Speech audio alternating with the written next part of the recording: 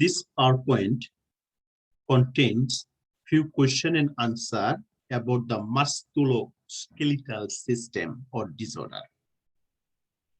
The first question here, a client with a osteoarthritis asks for the information concerning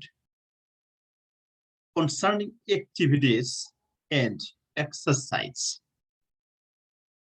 When assisting the client, which concept should be included?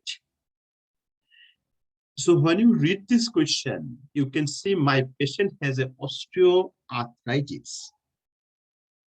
It is also known as osteoarthrosis, shortly called OA. Osteoarthritis is the inflammation of one or more joints. It is the most common form of arthritis that is affect the joint in the hands or spine or knee, even in the hips. So, number one, the turn of the body when exercise is performed is not important. Number two, exercise in the evening before going to bed. Number three, exercising immediately upon awake allow the client to participate in activities when he has the greatest amount of energies.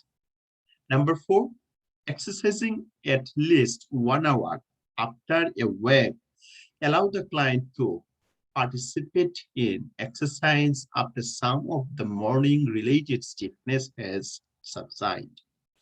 The correct answer said number four, exercise at least 1 hour after awake allow the client to participate in exercise after some of the morning related stiffness has subsided. So rationale said a client with the osteoarthritis has increased the stiffness in the morning upon awakening. Exercise should be scheduled at least 1 hour after awakening, and also exercising in the evening interfere with the client's ability to the rest at the bedtime. In this picture, we can see the healthy knee joint. This is articular cartilage. This is the meniscus and the space in between two joints, in between two bones. But in this picture, what is the osteoarthritis, we can see the degenerative change occurred in the meniscus, broken, and also cartilage are exposed to the bones. Same thing we can see here. This is the femur, this is the tibia and fibula, articular cartilage. But cartilage here, where patient has osteoarthritis, one cartilage. Here we can see the compare and contrast between osteoarthritis and rheumatoid arthritis.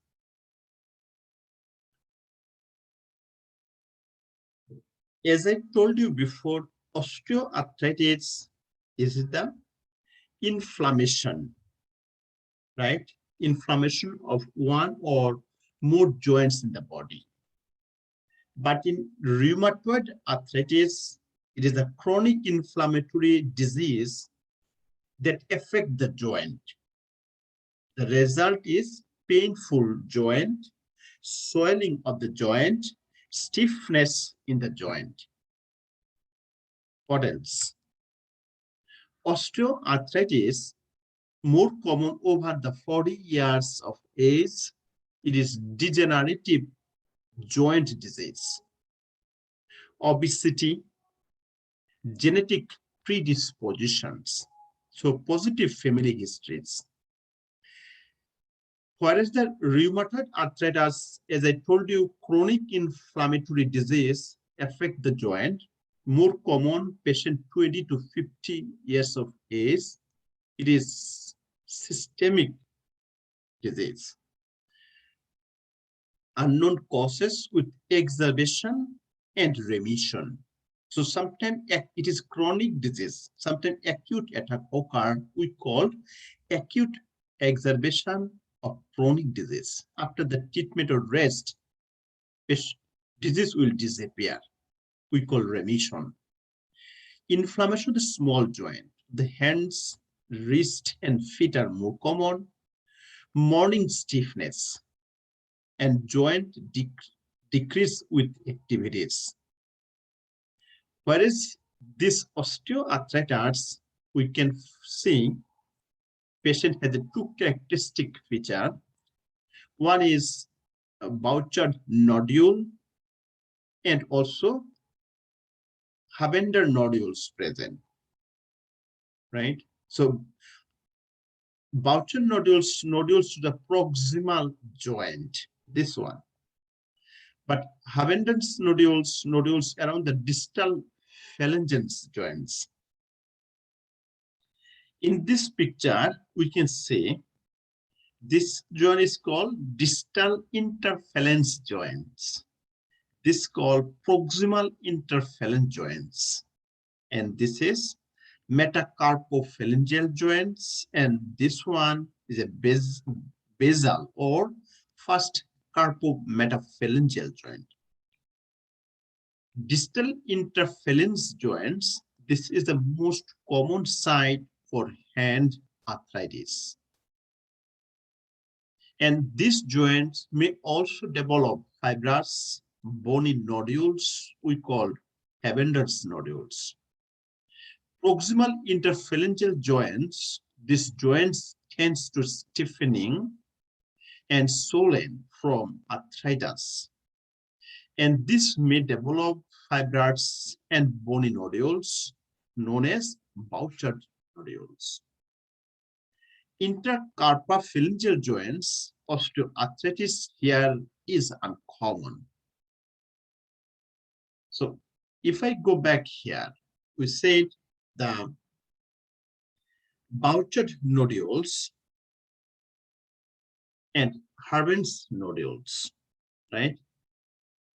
So Havender's nodules, you can see a small fixed bump on the finger, usually at the last joint of the finger, the last joint in the finger. Havender's nodules is calcified screw of the joint, articular cartilage, a sign of osteoarthritis. So if I go back here, we can see osteoarthritis, weight-bearing joint get affected and pain increase with activities. But rheumatoid arthritis, pain reduce with activities. What are the treatment options? For osteoarthritis, non-steroidal anti-inflammatory medication is good. Muscle relaxant, immobilizations, cold pack, weight loss. What is the rheumatoid arthritis? We use aspirin, non-steroidal anti-inflammatory medications, NSAID. Steroid is very effective, or immunocompromised medication like adalimumab, Zumab, right? So next here, so what are the underlying cause of osteoarthritis? Maybe injuries or poor biomechanicals, eating inflammatory foods, and blood sugar imbalance. Also, chronic stress or poor sleep habit, environmental toxic exposure, chronic infections, vitamin D deficiency, right? Next question here. A nurse is caring for a client with a cast on his left arm after sustaining a fracture. Which assessment findings the most significant for this client? Number one, finger on left hand are swollen and cool. Presence of a normal popliteal pulse. Number three, cast edges are rough, tough, or skin irritated present. Number four, minimal pain in the left arm. So the key point is here, a patient has a broken left arm and you put the cast. If cast is too tight, cause the compression. If cast is too loose, it will not work. So in that case, what assessment finding most significant?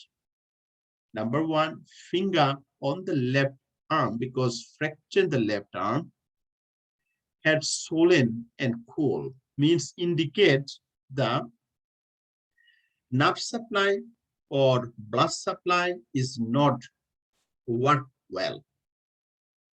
So when a patient have a cast, we have to check the neovascular examination. What is that?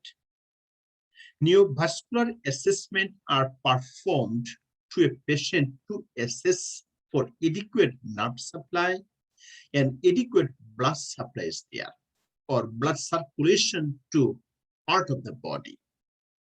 So neurovascular exam or this assessment are often performed when a patient has suffered any injuries or trauma or cast. And if patient has a broken hand or legs, we need the cast.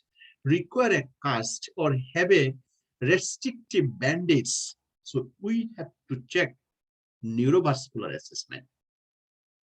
Basically, neurovascular assessment contained 5 characteristics feature we shortly call 5Ps. P stand for we check for the pain. Then we have to check the pulse, distal, right?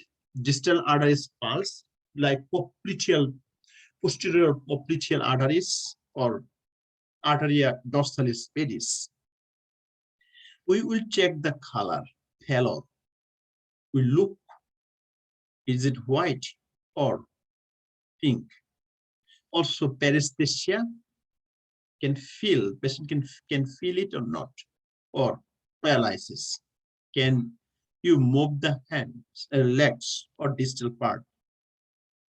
The rational said swollen and cool finger on the left hand are the most significant assessment findings. They represent altered circulation to the hand caused by the cast. And normal radial or not popliteal, not popliteal, pulse should be present in the left arm. The popliteal pulse are found on the legs. Now, the skin irritation is an abnormal assessment findings, but it is not as significant as altered circulations. Minimal pain in the left arm is exposed. Next question. A client is diagnosed with gout. So, in case of gout, what we could see, which food should the nurse instruct the client to eat? Select all, right? Very important. NCLEX board asks that question from here.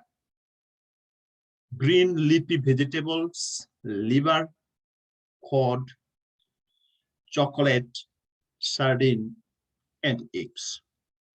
Select all. The correct answer is the green leafy vegetables. Number 4, chocolate and eggs. So they said that which food should nurse instruct the client to eat, right?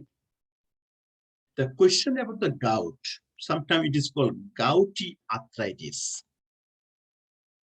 So the patient who have gout, they have elevated the uric acid level, and patient sometimes present with a low-grade fever, swelling the joint, or severe pain. Even patient develop the renal calculi. So decrease the purine in the diet, or purine reduced food like purine found in shellfish, liver, kidney, sweet bread, sardine, or other kind of food. So food that should avoid during the gout. Number 1, limited the intake of food that stimulates the production of uric acid. As I told you, in gout, elevated the uric acid level. Like fatty food, shellfish, meat, egg, caffeine. It increased the production of uric acid that is deposited in the joint and causes the pain. Number 2, during acute attack, white flour, yeast product like bread should be avoided. Do not consume leafy vegetables like cabbage, broccoli. So you see the question said, which food should the nurse instruct? Means some you should take or do not take. Not here. Number 4, avoid alcohol that increase the production of uric acid. And 5, keep away yourself from cake, pastries, and sugar. Rational say, client with gout should avoid the food that are high in purine, such as liver, cod oil, sardine, as well as the kidney, sweet bread, lentils, alcohol beverage, especially beer and wine. Green leafy vegetables, chocolate, eggs are not the high in purine and is acceptable food to eat. So next, it is same thing, look like bigger. Here we said a list of food. So if patient has a gout, the treatment option, we tell them go for the bed rest, right? Sometimes heat and cold therapy can work, and medication is we give colchicine or allopurinol. Also, alkaline S diet used with the gout increase the uric acid level. So increase the pH, reduce the acidity of urine. The food to include milk, fruits except cranberries or prune. Most vegetables, small amount of beef and salmon. Acid age diet used with phosphate stone, increase calcium, decrease the pH, increase the acidity in the urine. Food to include cheese, egg, meat, fish, poultry, bread, cereal, whole grain, cranberries, corn, and legumes.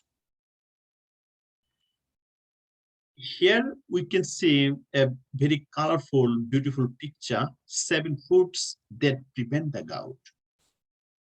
Cherries, pineapple, hot pepper, ginger, turmeric, water cress, and lemon. Here we can say food to eat and food to avoid with gout. What you should eat, you can eat low-fat dairy product, brown rice, dark berries, cherries, and carrots. You have to avoid salmon, tuna, liver, kidneys, and beer.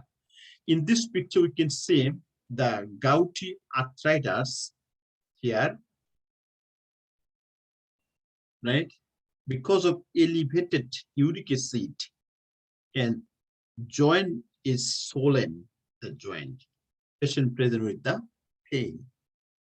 Next question about osteomyelitis. So a client with acute osteomyelitis is to receive parenteral penicillin for 4 to 6 weeks. Before administer the first dose, the nurse asks the client about known drug allergies. An allergy to which antibiotics or antibiotics class necessitated caution use of penicillin, right? Tetracycline, aminoglycoside, erythromycin, or cephalosporin. Answer is cephalosporin. Why? A client who has allergy to cephalosporin may also be allergic to penicillin. I want to read same sentence a different way. A client who has allergy to penicillin may also have allergy to cephalosporin. Both are correct. So if you see if you have a patient had a history of allergy to penicillin, better to not to give penicillin, not to give cephalosporin. If a patient has a history of cephalosporin hypersensitivity or allergic reaction, it is good not to give them cephalosporin and not to give them penicillin.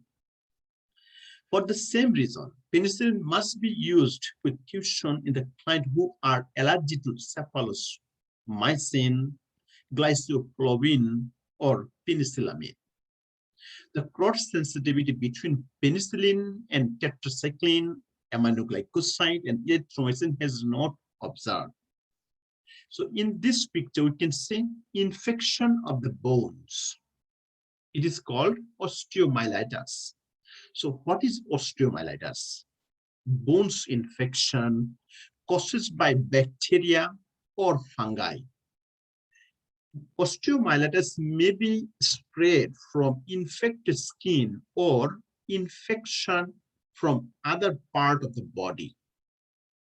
The patient who have osteomyelitis sometimes present with the bony bones pain, fever, swelling, redness, right? And treatment is antibiotics.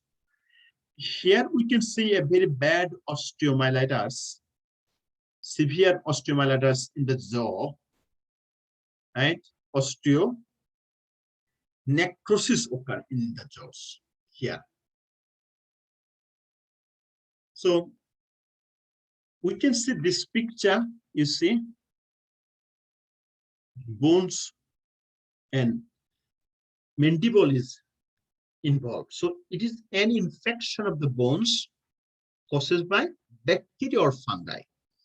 Usually affected the long bones, arms or legs in children, and the spine even, or foot or feet among the adult.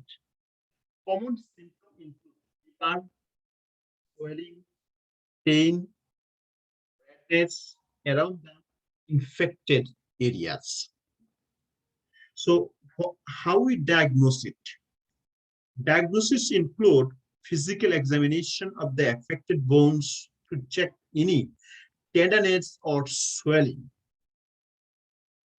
And the healthcare providers may suggest certain tests to confirm the diagnosis.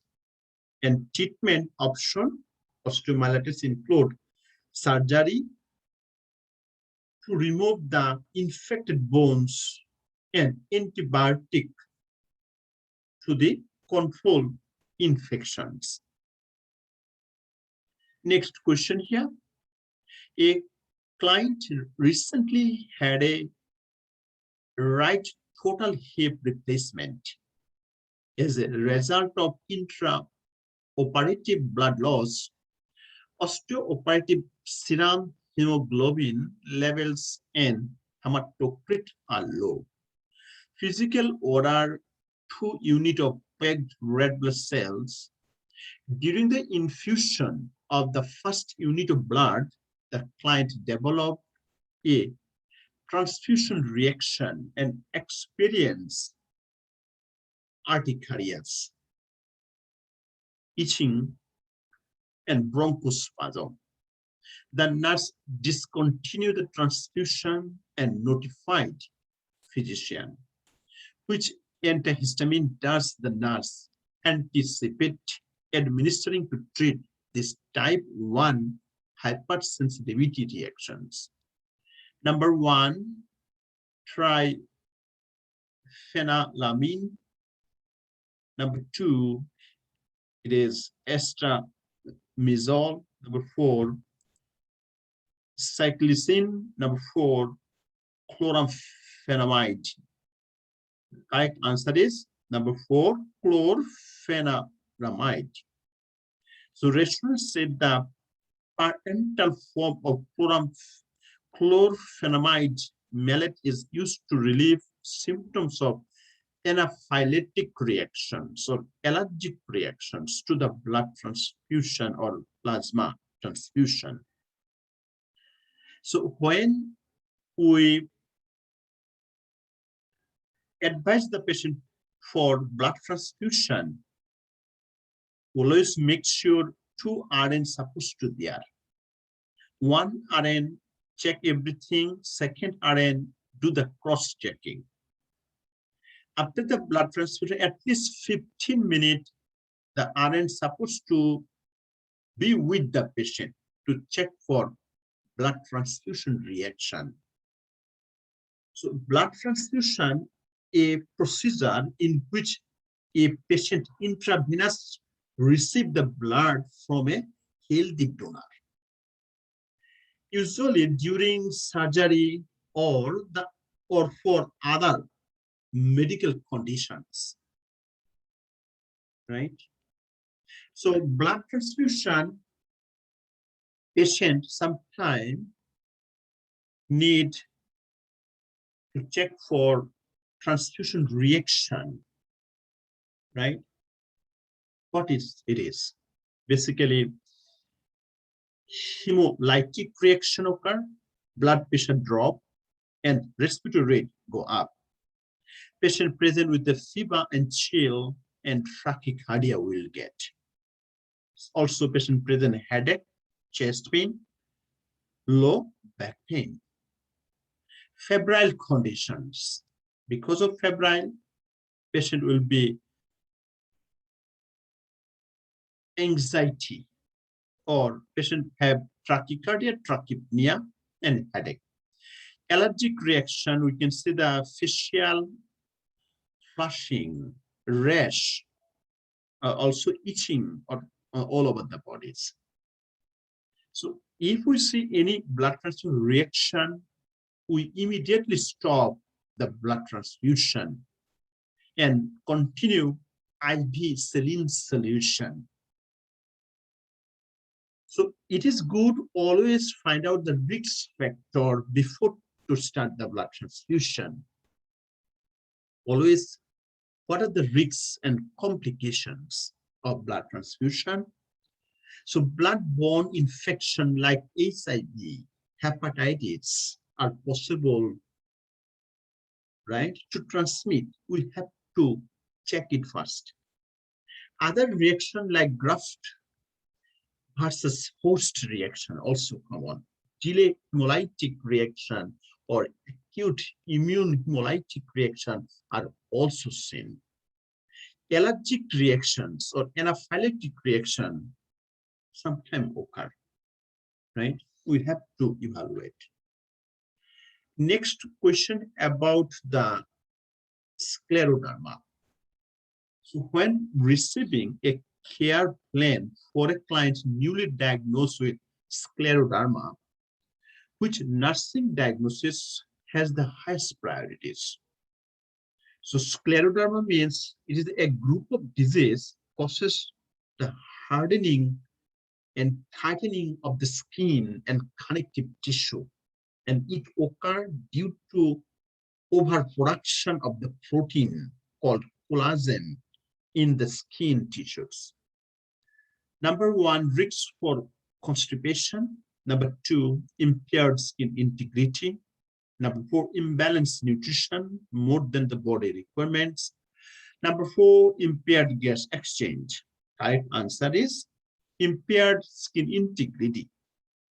As I told you, scleroderma, or it is also known as systemic sclerosis, a group of disease causes the hardening and tightening of the skin or connective tissue. It occurs due to the overproduction of protein we call collagen in the skin tissues. So impaired skin integrity. In this picture, we can see a few features: calcium deposit, puffy finger, Raynaud phenomenon, or digital ulcer on the scar. So impaired skin integrity is a common for client with the scleroderma in its early stages. Meticulous skin care is required to prevent the complication, although risks for constipations may also be appropriate. The nursing diagnosis is not the priorities. Constipation is not the priorities. The client with scleroderma are at the risk for imbalanced nutrition, less than the body requirements. The client with advanced scleroderma, not newly diagnosed scleroderma, is at the increased risk of development respiratory complications in the late stage, right? So how do we diagnose the scleroderma? So diagnosis of scleroderma could be difficult as it affects many areas of the body. And physician may order certain tests to confirm the diagnosis. And the treatment option, and basically there are no cure for scleroderma. The treatment aim at maintain the various symptoms associated with the condition. In some cases, the skin problem may resolve on their own in few years. So here we can see limited symptoms of scleroderma are referred as CREST. C stands for calcinosis, R stands for Raynaud phenomenon, E stands for esophageal dysfunction, S stands for sclerodactylitis, and T stands for telangiectasis. What is calcinosis? Calcium deposit in the skin, Raynaud phenomenon, spasm of the blood vessels in response to cold and stress, right? You see, esophageal dysfunction, acid reflux, and decrease in motility of esophagus. And sclerodactylitis, thickening and tightening of the skin of the finger and hands. Telangiectasis, dilatation of capillary causing the red marks and surface in the skin. What next? Next question here, a physician diagnose the primary osteoporosis, right? So osteoporosis here process in a client who has a lost bone mass. In this metabolic disorder, the rate of bone resorption accelerates with bone formation shows. Primary osteoporosis is the most common with elderly men, young children, young menstruational women, or elderly post-menopausal women, right? So out of the all, which one is your answer? Answer is the elderly post-menopausal women. So we can say the first picture, the normal bones, but here we can say osteoporosis bones. So osteoporosis, it is the deterioration of bones tissue or low bone mass. Here, osteoporosis leads to fracture of the vertebra, pelvis, and femur. The risk factor, sometimes hereditary or decreased physical activities, smoking, alcohol intake, low body weight, or low calcium diet, prolonged premenopausal or amenorrhea. So if a woman has amenorrhea before menopause, right, they have a chance to develop osteoporosis. Usually patient complain the back pain or pathological fracture is more common, also decrease the bone mass. And how we diagnose it? By bone density studies. Rationale said, although the cause of primary osteoporosis is unknown, an important contributing factor may be fourthly protein metabolism resulting from estrogen deficiency and a sedentary lifestyle. Typically, this condition occurs elderly post-menopausal women. So, what is the intervention, right? So, intervention are estrogen replacement therapy is good, or we prescribe patient to take bone viva. It is ibendronate medication for osteoporosis. Also, if your patient take bone viva or ibendronate, tell your patient take with a full glass of water, and also tell your patient on an empty stomach, or patient must remain upright for 30 minutes after the dose. High protein, high calcium, and high vitamin D containing diet is good to encourage them to intake. We also encouraging patient weight-bearing exercise like dancing, yoga, walking, bicycling, or swimming. It is good for them. So this is the few question and answer. If you practice from here, I strongly believe you will pass your licensing exam.